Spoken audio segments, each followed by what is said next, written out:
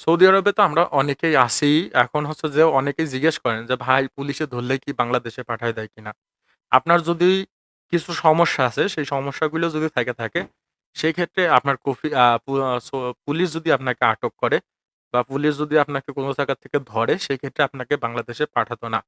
যেমন সর্বপ্রথম যে ব্যাপারটা সেটা হচ্ছে যদি আপনার আকামার মেয়াদ এক্সপায়ার হয়ে থাকে। যদি মেয়াদ এক্সপায়ার হয়ে থাকে সেক্ষেত্রে আপনাকে পুলিশ কোনো জায়গা থেকে আটক করলে পারেও আপনাকে কিন্তু ছেড়ে দেবে। আপনাকে কিন্তু বাংলাদেশে পাঠাইও দেবে না বা আপনাকে নিয়েও যাবে না।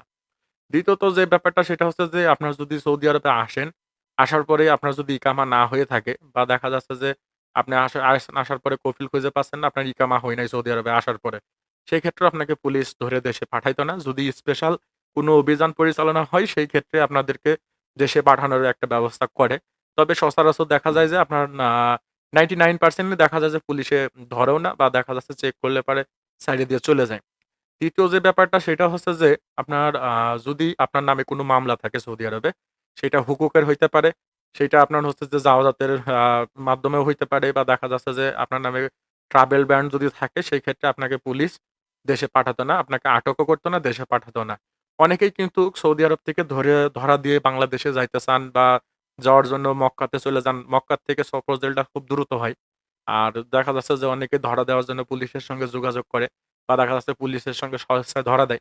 তবে আপনাদের যদি এরকম সমস্যাগুলো থাকে সেই ক্ষেত্রে কিন্তু পুলিশ আপনাদেরকে ধরে বাংলাদেশে পাঠাতো না বা দেখা যাচ্ছে যে আপনাদেরকে আ ফেরত দিত না বা আটকও করত না। যদি আপনার নামে কোনো হুকুকের মামলা থাকে বা দেখা যাচ্ছে যে আপনার নামে যদি কোনো মামলা থাকে, ট্রাভেল ব্যান থাকে, সেক্ষেত্রে পুলিশ আপনাকে বাংলাদেশে পাঠাতো না বা দেশে পাঠাতো না। আপনাকে নিয়ে যাওয়ার পরে থানাতে ফিঙ্গার নেওয়ার পরে আপনাকে আবার ফের পুনরায় আবার ছাইড়ে দেবে। এটা হচ্ছে যে ব্যাপার। আবার দেখা যাচ্ছে যে আপনার আসছেন, আসার পরে দেখা যাচ্ছে যে অনেকের ফাইনাল এক্সিট হয়ে গেছে। বেশিরভাগ দেখা যায় যে ফাইনাল এক্সিটের লোকজনদের পুলিশে ধরলে পারে অনেক সময় ছাইড়ে দেয়। অনেক সময় ছাইড়ে দেয় কিন্তু কারণটা হচ্ছে যে তারা এগুলোতে হচ্ছে যে আপনার একটা সময় সাপেক্ষের ব্যাপার থাকে যার জন্য অনেক সময় ছেড়ে দেয়। আবার কিছু ক্ষেত্রে ফাইনাল এক্সিটের লোকদের দেশে পাঠায় দেয়।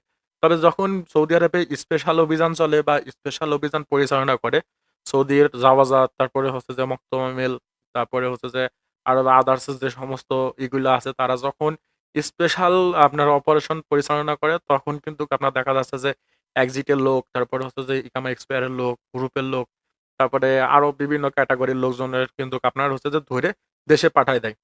তৃতীয়ত যেটা হচ্ছে যে আপনার যদি সৌদি আরবে আপনার টেম্পোরারি ওয়ার্ক ভিসাতে আসেন অর্থাৎ আ খেদমাতে আসেন যদি টেম্পোরারি ওয়ার্কে অর্থাৎ টেম্পোরারি ওয়ার্ক ভিসাতে যদি সৌদি আরবে এসে থাকেন সেই ক্ষেত্রে আপনাকে পুলিশ ধরলে দেশে পাঠাতো না। বা সচরাচর পাঠায় না। এগুলোতে আপনার দেখা যাচ্ছে যে সময় সাপেক্ষর ব্যাপার থাকে যার জন্য পাঠায় না। টেম্পোরারি ওয়ার্ক ভিসাতে যদি আসেন। আর এমনিতে নরমাল যাদের বেশিরভাগ পাঠায় থাকে সৌদি আরব থেকে তাদের হচ্ছে যে দেখা যাচ্ছে যে হুরুপ থাকে যাদের, হুরুপ থাকে বা দেখা যাচ্ছে পুলিশের সাথে কন্ট্রাক্ট করলে পারে তখন হচ্ছে যে এগুলা দ্রুত পাঠায় দেয়। বাংলাদেশে দ্রুত পাঠায় বা তাদেরকে দেখা যাচ্ছে নিয়ে যায় আটক করে। আটক করলে একটা সময় পাঠায় দেয়। আর যারা স্বইচ্ছায় ধরা দিতে চান সৌদি আরবে পুলিশে তাদের হচ্ছে যে একটা আ ডেডিকেটেড ভিডিও বানাবো কিভাবে আপনি ধরা দিতে পারেন বা কিভাবে দেশে ফেরত যাইতে পারেন যদি আপনার ইকামা না থাকে, হুরুপ থাকে, কিভাবে দ্রুত দেশে যাইতে পারেন সেই ব্যাপারেও একটা ভিডিও বানাবো।